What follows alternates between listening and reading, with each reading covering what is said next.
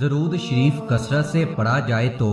پریشانیوں سے نجات ملتی ہے۔ حضرت ابی بن کعب رضی اللہ تعالیٰ عنہ بیان کرتے ہیں کہ انہوں نے کہا، اے اللہ کے رسول صلی اللہ علیہ وآلہ وسلم، میں آپ پر زیادہ درود پڑھتا ہوں تو آپ صلی اللہ علیہ وآلہ وسلم کا کیا خیال ہے کہ میں آپ پر کتنا درود پڑھوں؟ آپ صلی اللہ علیہ وآلہ وسلم نے فرمایا، ما شیتا، جتنا چاہو۔ میں نے کہا چوتھا حصہ۔ آپ صلی اللہ علیہ وآلہ وسلم نے فرمایا، ترجمہ، جتنا چاہو اور اگر اس سے زیادہ پڑھو گے تو وہ تمہارے لیے بہتر ہے۔ میں نے کہا آدھا حصہ۔ آپ صلی اللہ علیہ وآلہ وسلم نے فرمایا، جتنا چاہو اور اگر اس سے زیادہ پڑھو گے تو وہ تمہارے لیے بہتر ہے۔ میں نے کہا دو تہائی۔ آپ صلی اللہ علیہ وآلہ وسلم نے فرمایا کہ جتنا چاہو اور اگر اس سے زیادہ پڑھو گے تو وہ تمہارے لیے بہتر ہے۔ میں نے کہا میں آپ پر درود ہی پڑھتا رہوں تو آپ صلی اللہ علیہ وآلہ وسلم نے فرمایا، تب تمہیں تمہاری پریشانیوں سے بچا لیا جائے گا اور تمہارے گناہ معاف کر دیے جائیں گے۔ ایک روایت میں ہے کہ تمہیں اللہ تعالی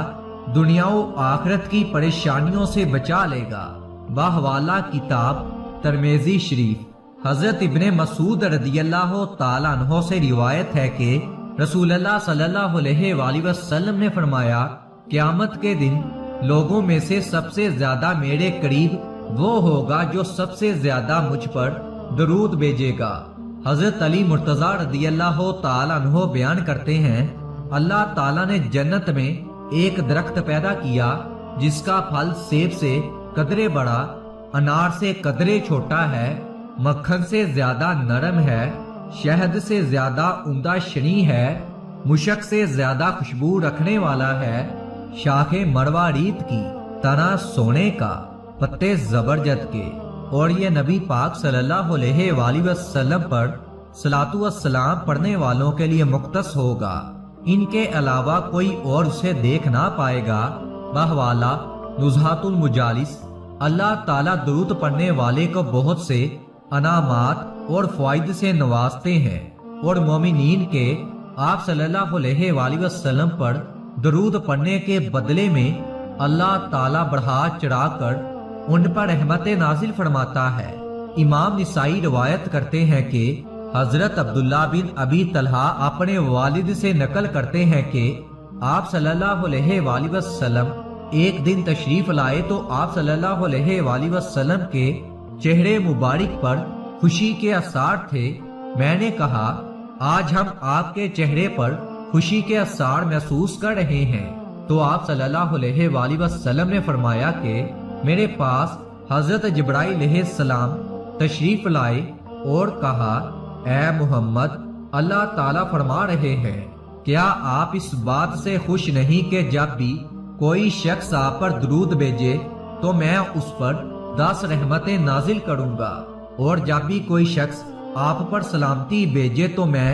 10 سلامتی اس پر نازل کروں گا۔ قصہ معراج میں منقول ہے کہ جب نبی پاک صلی اللہ علیہ وآلہ وسلم سیدنا جبرائیل علیہ السلام کے ہمراہ تیسرے آسمان پر گئے تو ان سے پوچھا گیا،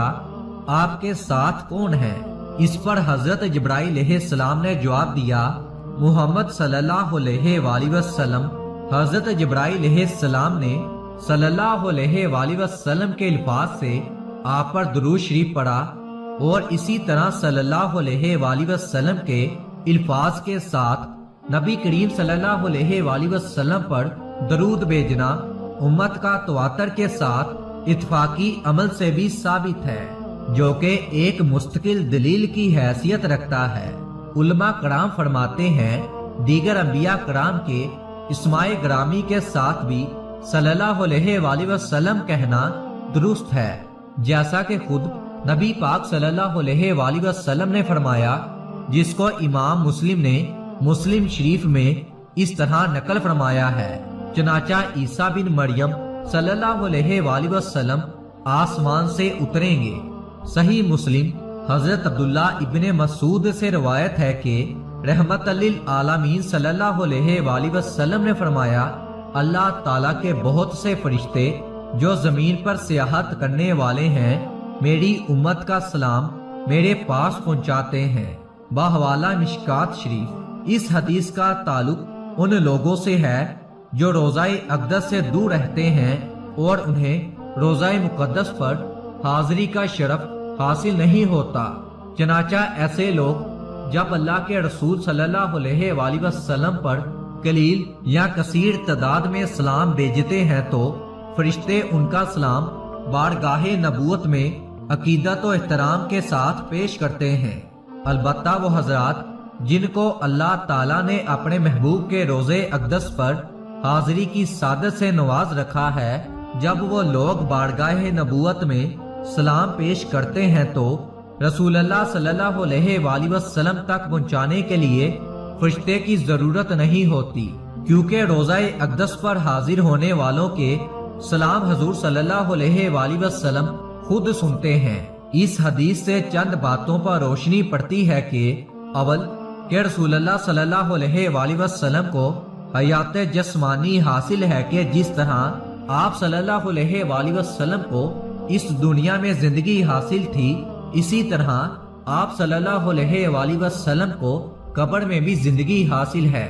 نمبر 2 یہ کہ رسول اللہ صلی اللہ علیہ وآلہ وسلم کی امت کے لوگ جب آپ صلی اللہ علیہ وآلہ وسلم پر سلام بھیجتے ہیں تو آپ صلی اللہ علیہ وآلہ وسلم خوش ہوتے ہیں، جو سلام بھیجنے والے کے حق میں انتہائی سعادت و خوش بختی کی بات ہے۔ نمبر 3 یہ کہ جب فرشتے کسی امتی کا سلام بارگاہ نبوت میں پیش کرتے ہیں تو اس کا مطلب یہ ہوتا ہے کہ اسلام قبولیت کے درجے کو پہنچ گیا ہے، اور اگلی حدیث سے معلوم ہوتا ہے کہ